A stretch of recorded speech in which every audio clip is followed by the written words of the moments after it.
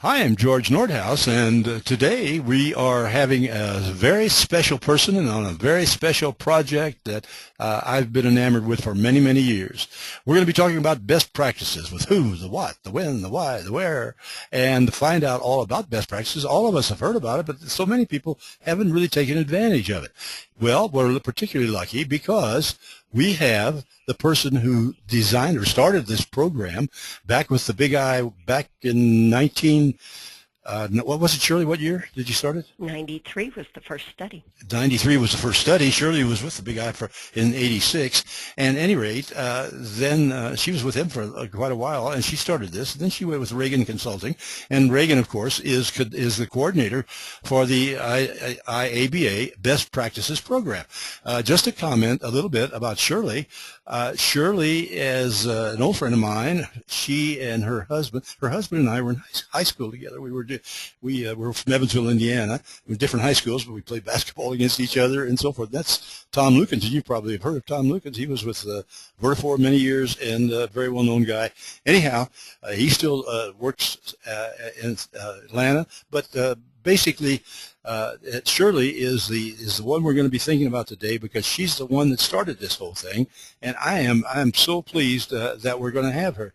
Shirley, let me just a second. Let me have you take over the situation. See if you've got the control, and you can take it from there and tell us about best practices.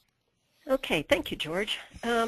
Well, as you mentioned, we've been doing this study for over 20 years now. The 2013 edition will be the 21st year. And I was with the big I. We started it for a couple of reasons. If you remember back in the early 90s, times weren't real great, soft market, soft economy, kind of similar to some things we've been going through in the past, mid 2000s. The whole point was to go out and look at the very best agents in the country, determine what they were doing, and create some performance benchmarks so that other agencies could really see what was possible even in those tough times, and then begin to adopt or adapt their business practices so that they would be able to achieve the same kind of results that the best practice agencies were achieving.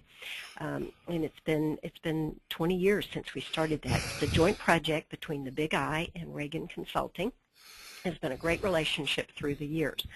And as you said, George, a lot of people are familiar with it because it's been around. We do it every year. Every third year we go out and find new best practice agencies, allow them to compete for a spot in the study. It's a very competitive area, and I'll explain that as we wrap it up. But let me go on with why the best practices study is so important and why agents need to be using these benchmarks. I'm always asked, well, what can it do for me? Why do I need to get the study? Well, benchmarking is a very important process if you're going to improve. And if you aren't continuously trying to improve your operation, looking at your book of business, looking at your people and their skills, looking at your systems and your processes, upgrading your client and carrier relationships, all of those things, if you aren't continuously paying attention to them, you will begin to lose your competitive edge, and so you're going to get left behind. So the whole purpose of benchmarking is to make sure you're moving forward so that you don't fall behind. And with that comes some really good benefits.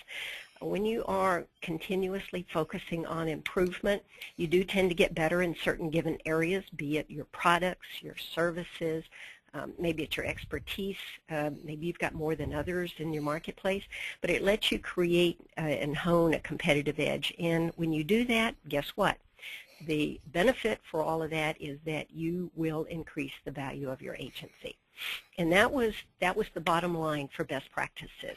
You know what, Why should we? Excuse me, I was just going to interrupt a minute. This is so good because it ties in with, we had that McKinsey report, and that's exactly what they were saying. And this here, you've been doing this for 20 years, and it zeroes right in on what their conclusion was. So go ahead and continue. I'm sorry I interrupted you, but it just hits perfectly. Yeah, no problem. And I mean, that has been the mission for the whole Best Practices Initiative. The big I said, we want to help our members improve the value of their businesses. And so we offer a tremendous number of benchmarks, but all of those benchmarks will help you focus on 5 key areas. And these 5 key areas are important to agency value. So we're going to run through those very quickly in the next few minutes, but let me just tell you what we're going to talk about.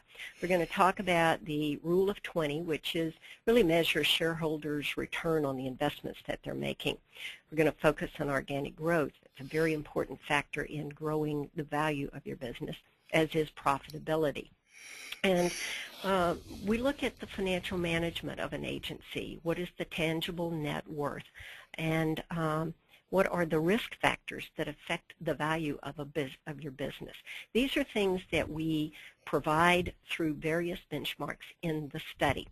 And what I want to do is take a minute to go through each one of these and help you understand where you can find the information and what you need to be looking at and why it's important. Let's first of all look at that shareholder return on investment. In the study, there is a very important statistic called the Rule of 20. And the Rule of 20 provides a real general guideline to help you determine whether you've got a couple of things happening. Number one, is what you're doing actually resulting in increased value? Are you doing the right things? Are you investing in the right places? Are you training the right people? Are you focusing on the right markets? All of those things that you decide to do, you can kind of determine whether you're getting a return for that investment by using this Rule of 20. And it's a great way to determine whether you're focusing on profitability and growth in the right way. You can be growing like crazy, but if you aren't making a profit, you're not going to be increasing your value. Vice versa, you can be very, very profitable, but eventually, if you're not growing your business, your revenue, you will begin to see some deterioration in the value because it begins to erode and gets stagnant, and eventually there is no value.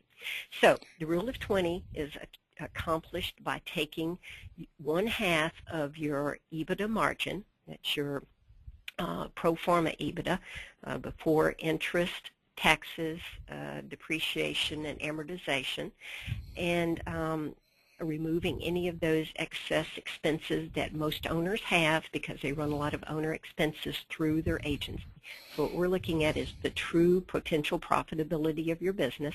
Take 1/2 of that number, and then add to that your organic growth rate.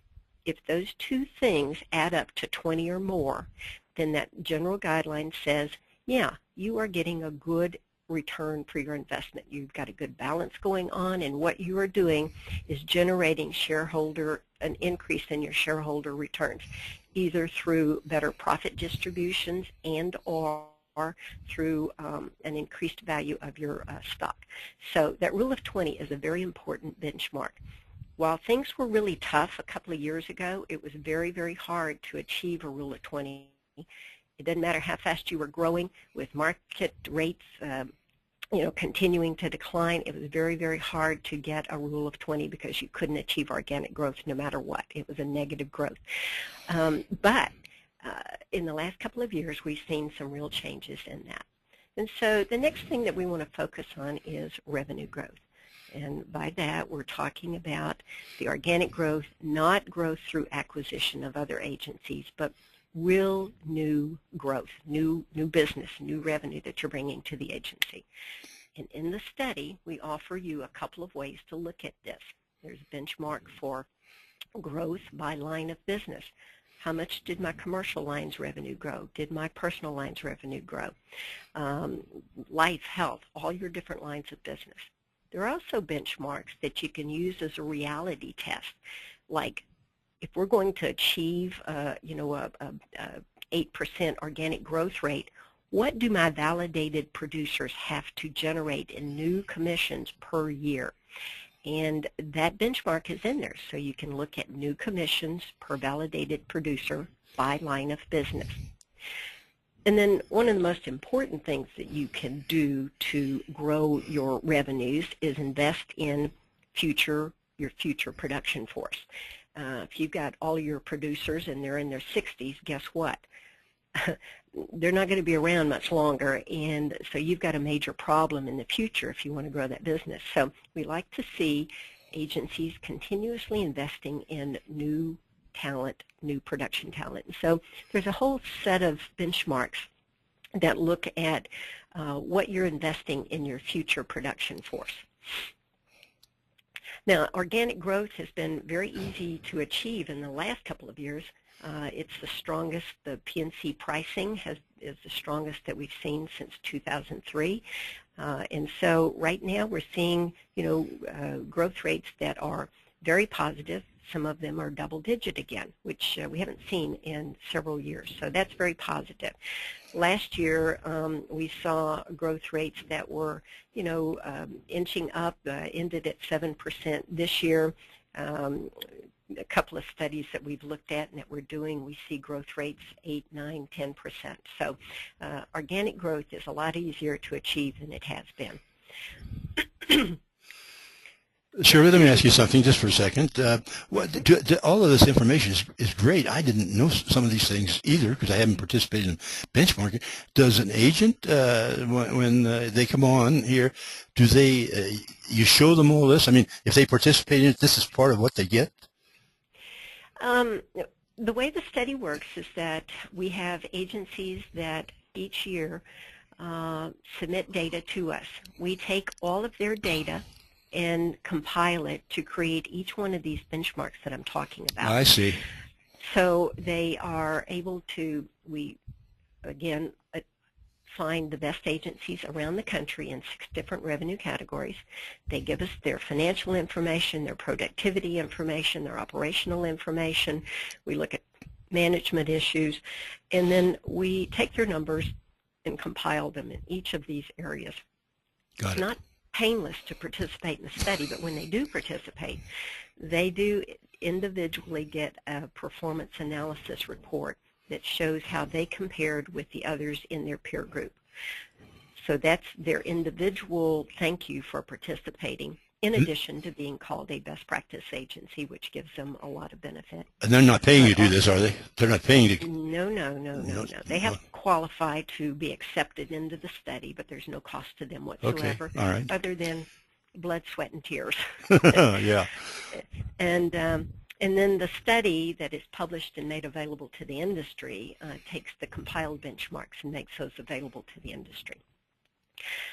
So let me get back to the benchmarks. Sure. So we've looked at 2. We've looked at the rule of 20. We've looked at benchmarks that are connected with revenue growth. The third thing that we look at is profitability, and there are a number of benchmarks related to profitability. We look at the employee productivity overall and by sales and by service staff. And if you're not running an effective, efficient shop, it's very hard to be profitable. And so there are a number of benchmarks that you can compare your operation with to determine if you're being as productive as the best practice agencies.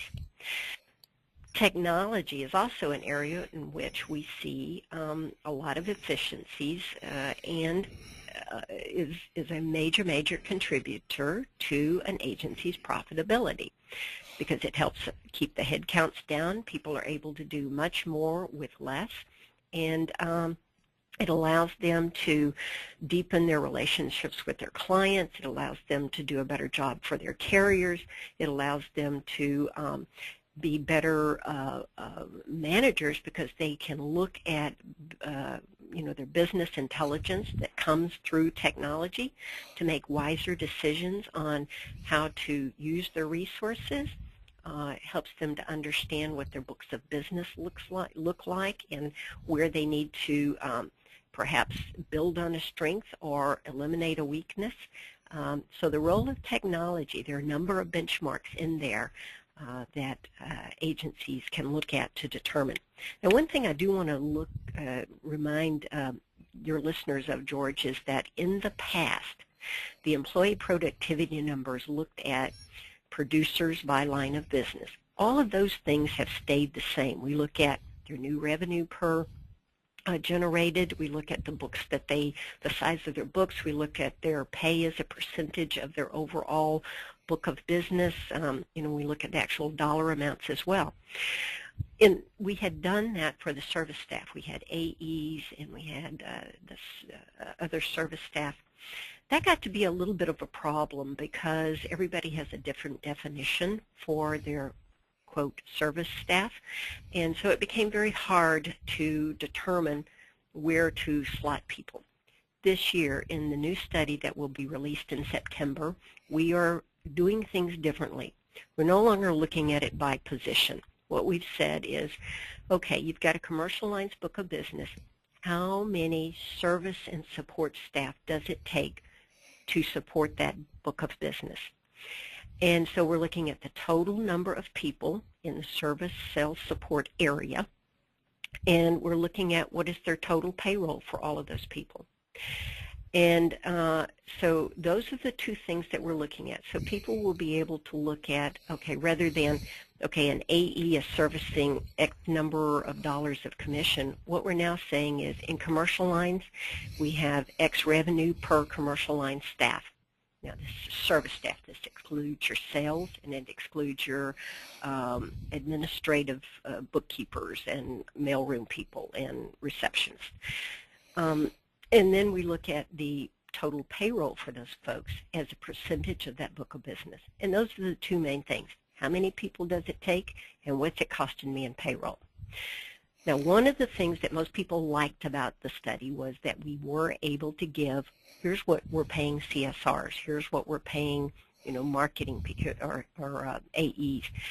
This year, because we're not looking at those positions individually in terms of the productivity, we added a section, and it's average pay scales. And so for AEs, CSRs, processors, marketing folks, and claims folks, we have a high pay scale and a low. So here's what the lowest pay is on average, and here's what the highest pay is on average. So that's a brand new piece that will be added that will help people look at, what are we having to pay our staff? Are we overpaying, underpaying to be competitive? What do we need to do? So again, those things affect oh, that's a beautiful services. Go ahead. I love that. And then there are a lot of benchmarks that look at financial management. And you know, what are your receivables to payables ratio? What is your liquidity ratio? What is your you know, tangible net worth? So all of those things that are important that you be managing, because agency value is based on not only your future earnings, those intangible assets. Here's what my book of business is going to be able to generate in profits going forward. That's what you're paying for. But it's also the balance of the value of your balance sheet, those tangible assets. You know, how well are you collecting your money? How much cash do you have on hand? Those kinds of things. And so those two things really are what you include in the agency value. So it's important that you pay attention to your balance sheet, not just your growth and your profitability, but also what is the value of that balance sheet. And then the study looks at a number of risk factors because these will affect agency value. And you want to manage your risk so that you can't eliminate them totally, but you can certainly manage them. And there are a number of benchmarks in this study that look at the most common risk. Number one, your book of business. Do you have a majority of your business with your top 2 or 3 accounts? If so, that's pretty risky. So we have benchmarks that show what the average agency has with their largest account, their largest 3 accounts. The same with the top carriers. If you've got the majority of your business with 1 or 2 carriers, that's kind of risky, and it can really detract from the value of your business. So we look at a number of benchmarks related to the carriers. How much business you have in service centers. What is your business distribution with your top carriers, your top 3 carriers. And then this year we also looked at specialties. How many agencies have specialties? Now, it's wonderful if you've got some because it can be very profitable. It's easy to grow that business. And we like specialties to a point. They can also be risky. If you are 100% specialized, let's say you're really into contractors, well, a lot of agencies almost went under when we had you know, the housing market go into the pits. Dumpster. And so we look at specialties, and there's all kinds of benchmarks that can help you determine, you know, am I normal or am I really high risk? So these are the 5 top areas that we focus on in the best practices study. There are hundreds of benchmarks, but those are the main ones, and those are the ones that affect your agency's value. And you know, a lot of agencies keep looking at me and asking me, well, you know, so, okay, what, you know, I see, I'm better, I'm worse, what big deal. Well, if you understand where your performance gaps are, whether they're good gaps or bad gaps, it allows you to plan effectively for what you want to accomplish.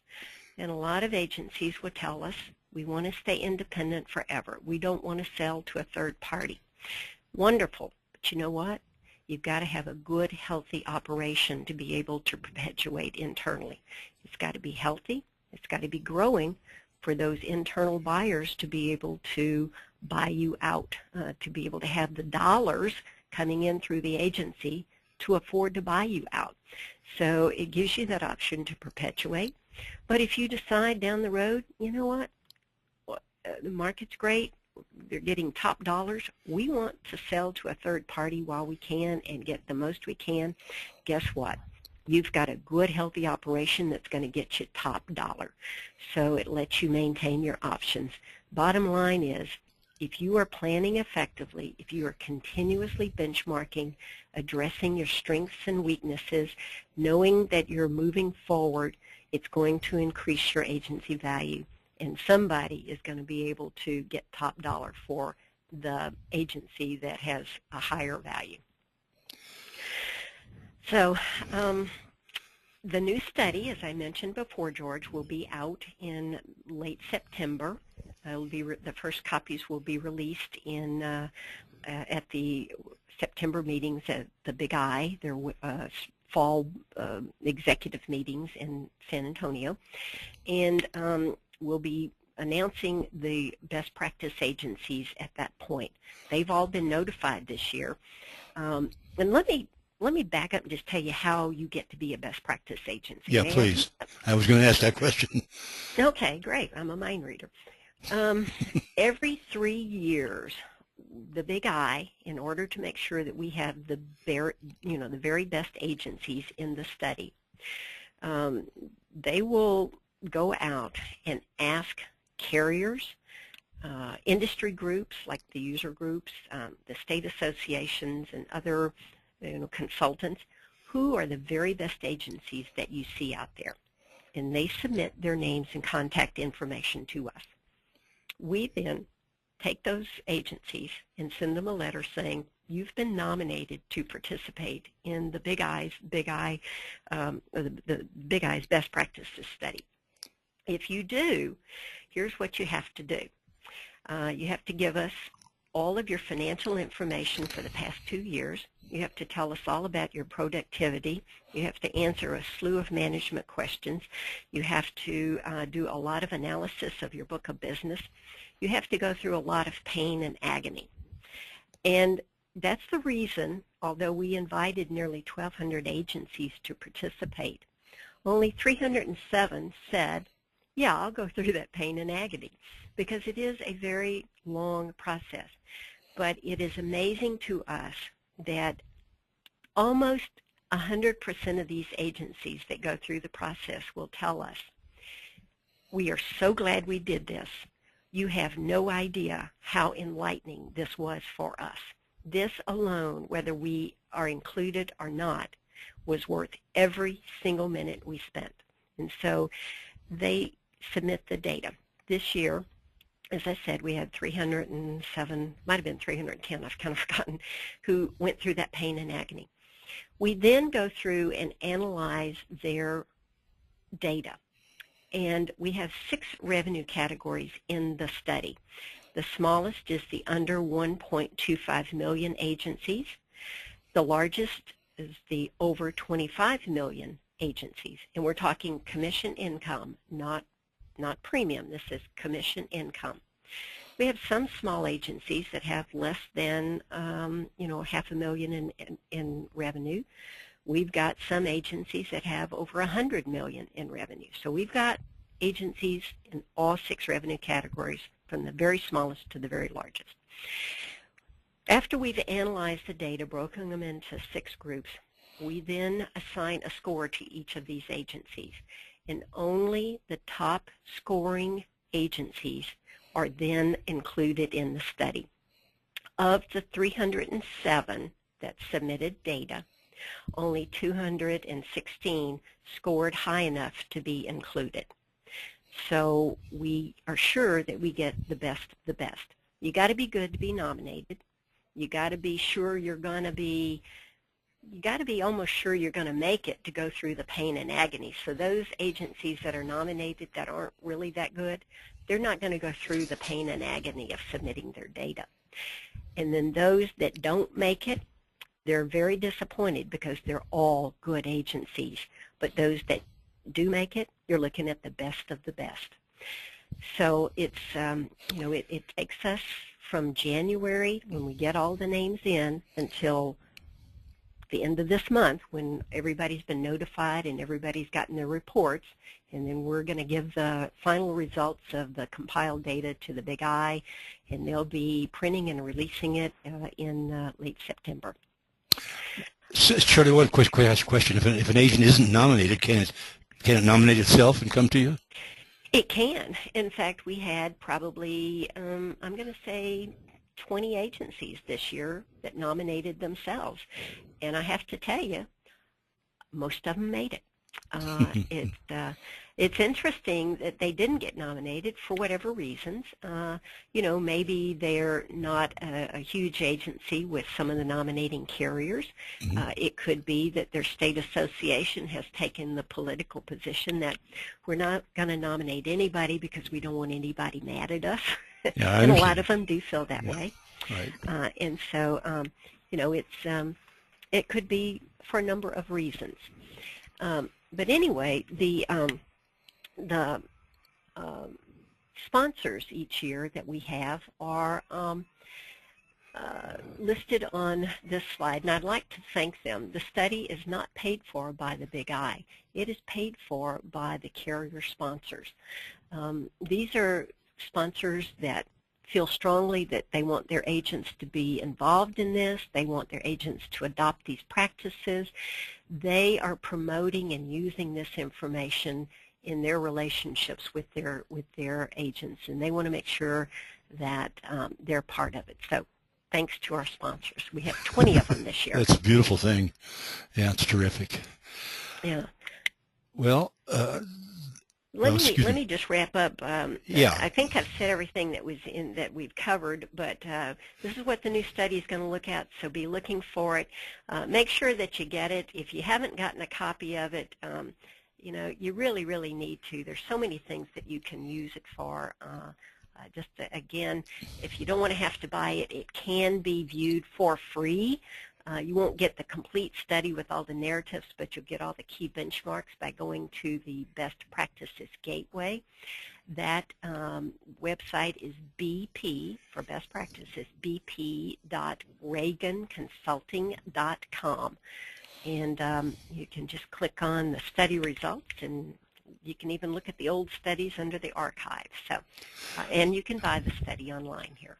And how would they contact you? Well, there it is. Well, there it is right there, George. They can call me at my office in Atlanta, or they can email me at my email address. It's just Shirley@ReaganConsulting.com, and I'll be happy to answer any questions. Sure, this is a beautiful thing. I don't think I learned so much here in the last 20 minutes or so that I've never had known in all these years I've been seeing it. I suspect a lot of people really don't have a complete understanding. Well, they don't now. They didn't listen. I want to thank you so much for everything. You've been great. Okay? My pleasure. Yeah, well, it was fun.